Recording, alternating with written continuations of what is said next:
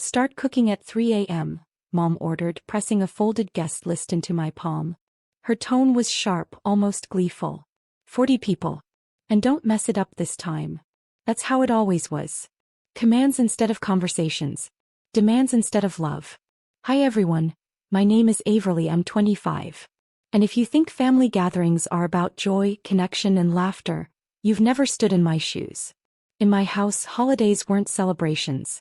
They were performances. And I was the unpaid labor behind the curtain. Since I was old enough to hold a knife, my role was set. Cook, serve, clean, repeat. Birthdays, weddings, Christmas dinners. I was never at the table.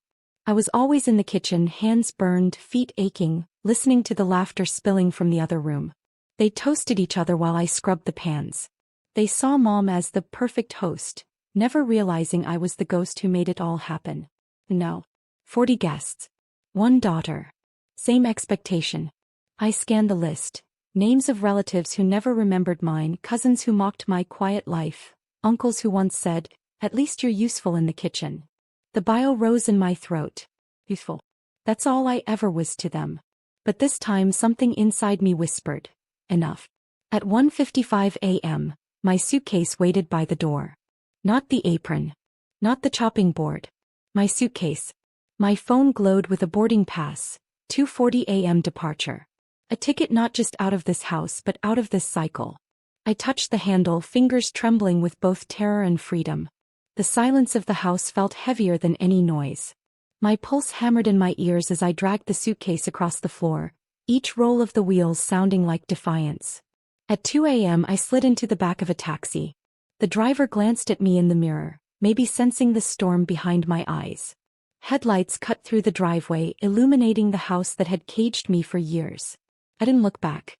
When Mom entered the kitchen hours later, she would find cold counters and empty pots. By the time the 40 relatives arrived, their plates would remain bare, their bellies growling. And for once it wouldn't be me left hungry. It would be all of them. The plane lifted off just as the first streaks of pale light cracked the horizon. I pressed my forehead to the window, watching the city shrink beneath me. For once I wasn't shrinking with it. For once I was rising. By the time Mom woke, expecting me to be buried in pots and pans, I was thousands of feet above her head, breathing air that tasted like freedom. Meanwhile, back home the kitchen was still as stone. No sizzling pans, no rolling boil, no aroma of garlic and butter. Only silence. I can almost see it, her footsteps storming into the kitchen, expecting the first trays ready. Instead she'd find the apron folded on the chair, the knives untouched, the oven cold. Maybe she'd call my name once, sharp and commanding, certain I'd appear. When I didn't, panic would ripple through her. The clock struck 10 a.m. Guests began arriving, one car after another pulling into the driveway. 40 mouths, 40 stomachs, 40 people expecting a feast. I picture the moment. My aunt stepping inside, sniffing the air, her face tightening when no scent of turkey or pie greeted her. My uncle loosening his belt, expecting a banquet, instead staring at a barren table. Cousins peering around corners, whispering, "Where's the food?" And Mom, I know her face would burn crimson. He would try to laugh it off to buy time. "Oh, the dishes are coming. Just relax." But as minutes turned to hours, her mask would crack. Guests would shuffle, hungry, restless. Whispers would turn into questions. Questions into accusations. By noon, their stomachs would be louder than their voices. And Mom, my perfect hostess mother, would stand in the middle of it all with nothing but excuses. For once, it wouldn't be me in the shadows taking the blame. It would be her. On the plane, I closed my eyes and let the hum of the engines wash over me. My phone buzzed with calls. First from Mom, then from unknown numbers, then from cousins I hadn't spoken to in years. I turned it face down. The vibrations shook against the tray table, but I didn't answer. Because this time the silence was mine to keep. And silence can be the loudest revenge of all. The plane landed hours later, its wheels screeching against the runway, but my mind wasn't on the destination. It was still in that dining room back home, where 40 people circled an empty table like vultures circling a carcass. I imagined it clearly. Mom standing at the head of the room, her forced smile stretched too thin, sweat shining on her forehead. She had always thrived on control, basking in the glow of relatives who praised her for being the perfect hostess. But now, Now she had no soldiers, no backup, no me. By noon the whispers would sharpen. Did she forget? Someone would laugh nervously. This is embarrassing, another cousin would mutter. Where's the food? We drove 3 hours for this. An uncle would bark. And with each passing minute the weight of their stares would crush her. I knew Mom. She'd try blaming me, tell them I was lazy, or that I'd failed her. But how long could she spin the story when every dish was missing, every plate untouched, every pan still gleaming clean? The truth would become impossible to hide. Relatives weren't kind. Not when their stomachs were empty. They would turn on her the same way they had once turned on me. Only this time she couldn't push me into the fire to save herself. As my cab pulled into the new city, I checked my phone again. 52 missed calls. 18 voicemails. Texts flooding in like an avalanche. Where are you? Your mom is losing it. Everyone's furious. This is on you. Answer me right now. I scrolled through them without flinching. My fingers hovered, tempted to type something back. Instead, I let the screen go black. Because deep down I wasn't guilty. I wasn't ashamed. For the first time, the chaos wasn't my burden to carry. That evening, while my relatives gnawed on frustration instead of turkey, I walked through the streets of a city where no one knew my name.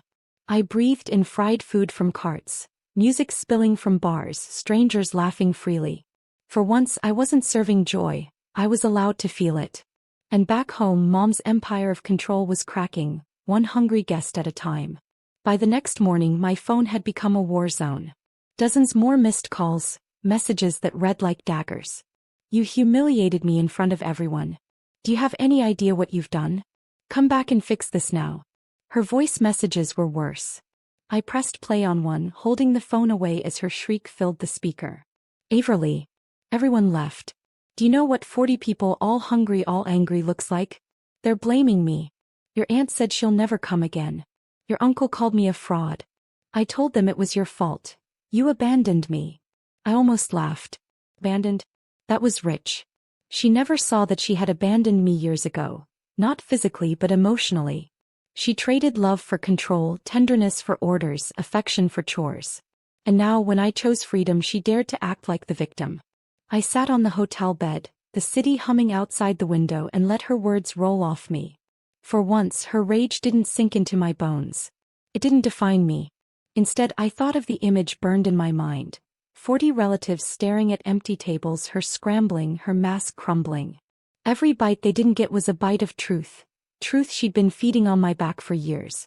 She called again. I didn't answer. When her text shifted from rage to pleading, I felt something colder than anger. I felt power. Just come home. Please. The same woman who once barked orders at me was begging. I looked at the phone, then at my suitcase, then out at the streets I had chosen. For the first time in my life, I wasn't her daughter, her servant, her scapegoat. I was something she could never control again.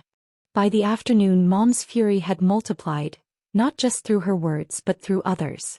My phone lit up with numbers I hadn't seen in years. Cousins, uncles, aunts. Suddenly, everyone had something to say. Averly, how could you do this to your mother? One text read. You embarrassed the whole family. 40 people left hungry because of you, another accused. And then the cruelest, she gave you everything. The least you could do was cook. I stared at those words until they blurred. Gave me everything? What exactly had she given me? Sleepless nights over boiling pots? Burned hands, aching feet, and a childhood stolen in service of appearances? She gave me nothing but duties dressed as love. Still, the guilt tried to creep in. Their voices, layered with years of manipulation, tugging at the corners of my mind. But I pushed it back. Because the truth was simple. If 40 people couldn't pick up a spoon or turn on a stove without me, that wasn't my failure. That was hers. I silenced my phone and wandered into the city streets. The air smelled of roasted peanuts and rain-soaked pavement. A guitarist strummed on the corner, his song wild and free.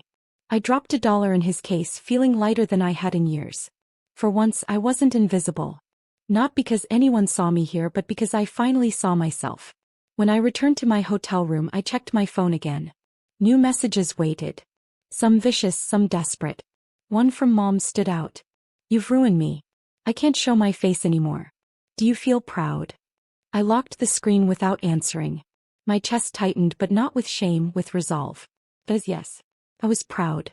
And this was only the beginning. By evening, Mom's strategy shifted. When the phone calls and guilt trips didn't break me, she went for the one weapon she had always loved: public image. I logged into social media out of habit, and there it was, her post written like a dagger dipped in honey. Family is supposed to stick together. Imagine raising a daughter who abandons you on the most important day, leaving 40 hungry guests waiting. Some children don't know the meaning of loyalty anymore. Hundreds of likes. Dozens of sympathetic comments. A flood of emojis, sad faces, prayers, words like, "Stay strong, you deserve better." And beneath it all, my name whispered in the replies. A cousin chimed in, "Unbelievable she did that." An aunt added, "We all saw it coming. It should have gutted me. Once it would have." But staring at the screen, I realized something strange. I wasn't crumbling. Because behind their comments, behind her carefully crafted narrative, I knew the truth. The same truth every one of those guests had tasted. The bitter silence of an empty kitchen. No matter how much she dressed it up online, they had seen her failure with their own eyes. She could smear me, but she couldn't erase the image of her standing before an empty table. I closed the app and let the glow of the screen fade. Outside my hotel window, the city buzzed, alive with strangers who didn't know me, who didn't expect anything from me. For once, I was free of her stage, her spotlight, her scripts. And still, I knew her war wasn't finished. Mom didn't know how to lose gracefully. If public shaming didn't break me, she'd come harder, closer. Maybe even here. The thought sent a shiver down my spine, but also a spark of anticipation. Because this time I wasn't running from the fire. I was letting her walk into it. She found me. I don't know how, but by the second morning in the city, there was a knock on my hotel door. Sharp, hurried, angry. My chest froze. For a moment I thought maybe it was housekeeping. But then I heard her voice, muffled but unmistakable. "Averly, open this door. Right now." My heart thudded against my ribs. She had tracked me down, through relatives, through sheer stubbornness, maybe through the booking on my card. However she did it, she was here. I stood motionless, staring at the handle. "Averly, you've humiliated me. Do you understand?" Her voice cracked, not with weakness but rage. 40 people. Do you have any idea the shame you've caused me? They all laughed. They all left. Do you feel proud of yourself? Proud. The word lingered, heavy in the air. Slowly I opened the door. She was standing there, hair disheveled, mascara smudged. Not the polished hostess everyone admired. This was a woman unraveling. "You ruined everything," she spat. "They all blame me. My own sisters won't speak to me. Your uncle called me a fraud. Do you know what they're saying about me now?" I held her stare. For once I didn't cower. "They're saying what's true. That you can't host without me. That all these years it wasn't you they admired. It was me. My work. My sacrifice." Her face twisted, fury and fear mixing. "Don't you dare take that from me." "I'm not taking anything," I whispered, calm and steady. "I'm reclaiming it." Her breath hitched, but she didn't soften. "You're nothing without family, Averly. Nothing." I shook my head. "No. I'm nothing when I'm only family. Out here I get to be something else. Something more." For a moment, silence stretched between us, heavy as stone. She opened her mouth, maybe to threaten, maybe to beg. But the words never came. She saw it in my eyes, the truth that her grip was gone. I closed the door gently, not slamming it, just letting the latch click into place. Her fists pounded once, twice, then silence. On the other side I leaned against the door, trembling. Not from fear. From release. For the first time in my life she was the one locked out. The silence after her fists stopped pounding was louder than all her shouting combined. I slid down against the door, my knees pulled to my chest, and for the first time in years I didn't feel cornered. I felt free. By the next day the family group chat was on fire. Screenshots flooded in from cousins and uncles. My mother had tried to spin the story again. A new post, dripping with self-pity. I gave my daughter everything and she repaid me with betrayal. She left me to face 40 hungry relatives alone. But something had changed. For the first time people weren't buying it. A cousin replied under her post, "You never cooked a thing in your life, Aunt. It was always Averly in that kitchen." Another added, "Maybe this was overdue. We all saw how you treated her."